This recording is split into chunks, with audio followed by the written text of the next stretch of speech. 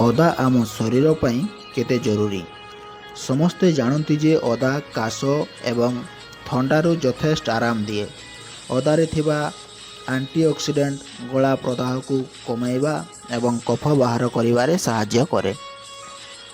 ଖାଦ୍ୟ ହଜମ କରିବାରେ ସାହାଯ୍ୟ କରେ ଏବଂ ଗ୍ୟାସ୍ ବଦହଜମୀକୁ ରୋକିଥାଏ। ଅଦା ଫୁଟାଇ ପାଣିରେ ପିଇପାରିବେ।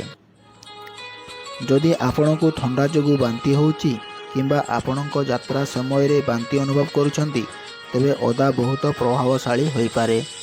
କିଛି ଲୋକ ପ୍ରାୟତଃ କମ୍ ଖାଇବା କିମ୍ବା ଭୋକ ନ ଲାଗିବା ଅଭିଯୋଗ କରନ୍ତି। ଅଦା ପାଚନ ରସ ବୃଦ୍ଧି କରେ, ଯାହା ଭୋକ ଶୈଳୀକୁ ନିୟନ୍ତ୍ରଣ କରିବାରେ ସାହାଯ୍ୟ କରେ। ଅଦା ସେବନ ଆପଣଙ୍କ ରୋଗ ପ୍ରତିରୋଧକ ଶକ୍ତିକୁ ମଧ୍ୟ ବୃଦ୍ଧି କରେ, ଯାହା ଆପଣଙ୍କୁ ଶୀତଦିନେ ହେଉଥିବା ଭାଇରାଲ ସ୍ୱାସ୍ଥ୍ୟ ସମସ୍ୟାରୁ ରକ୍ଷା କରିବାରେ ସାହାଯ୍ୟ କରେ। ଅଦା ଖାଇବା ଆପଣଙ୍କର ମେଟାବଲିଜିମ୍କୁ ବୃଦ୍ଧି କରି ଚର୍ବି ନଷ୍ଟ କରିବାରେ ସହାୟକ ହୁଏ। ତେଣୁ ଏହାକୁ ଆପଣଙ୍କର ଓଜନ ହ୍ରାସ ଯାତ୍ରାରେ ସାମିଲ କରିବା ଠିକ୍।